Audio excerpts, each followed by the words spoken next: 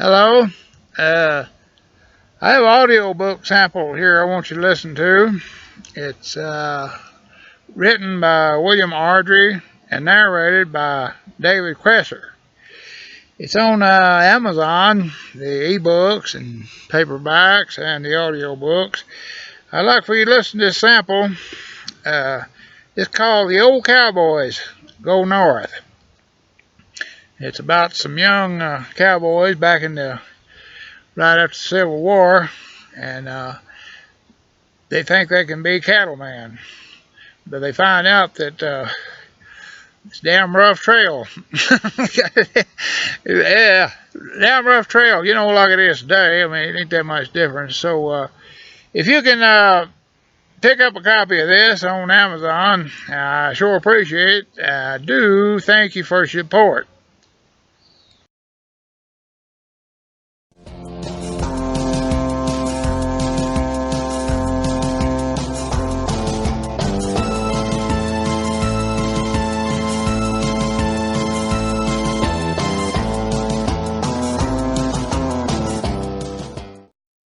If you want to go to jail for a while and rest up, this is the place.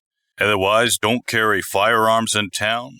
Don't ride down Main Street at a gallop. Don't eat any snakes on Sunday.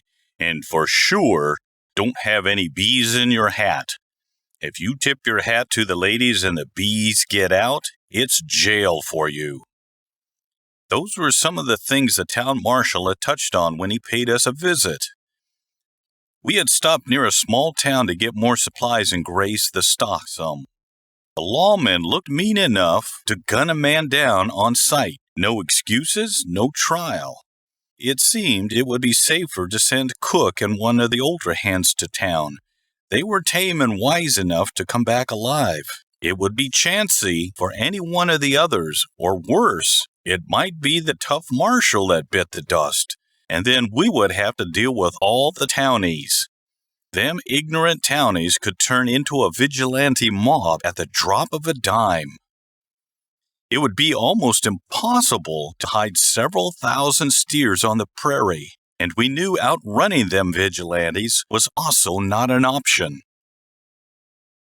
After putting us in our place, the marshal also wanted us to hire his brother-in-law as a cowboy.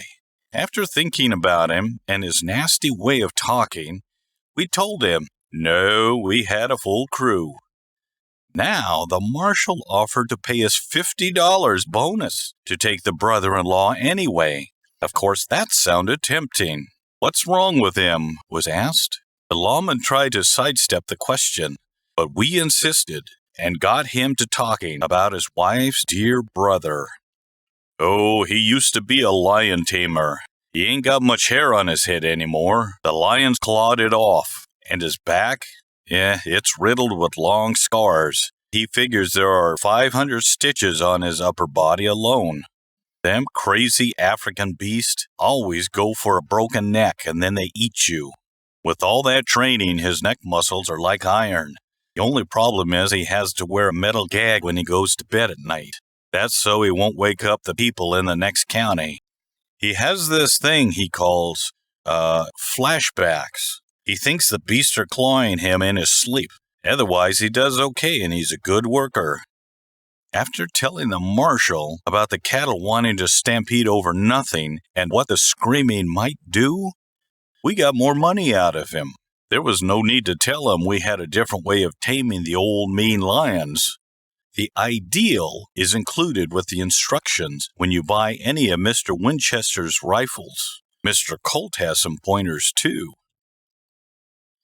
We now had screamers, yodelers, and the flashback kid in our crew. Lord have mercy on us. Smokey, did you see any unusual prairie dogs lately? That question came from Texan Shorty. Well, what do you mean unusual? Asked Smokey.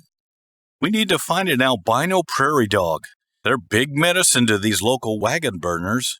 Oh yeah, they're real big on them little dogs, and they use them in some kind of ceremony. We can probably trade one of them white prairie dogs for safe passage on their land. The Comanche did have a good hold on this area. Everyone had heard of their warlike nature, and most feared them. Mean as hell, them Indians. And because we all knew about them mean as hell Indians, that made it possible for Old Man Joker to rear his head. It was just par of the course. Smoky was a good cowboy and an excellent hunter, but it seemed he was a little too trusting. Tex and Shorty both were usually somber in everyday work. They had saved this one for now. I ain't seen one ever. They must be rare, Smoky answered. Cookie had just got back from town and decided to join the others in the gag and have some fun. We could fix one up for them. I got some of that stuff the women use to lighten their hair, and we could keep dabbing it on the hairy thing until it turns white. I've done this a few times before. Cook asked me as the boss if I thought it would be all right to try the white dog thing. Well, don't let it get out of hand, I said.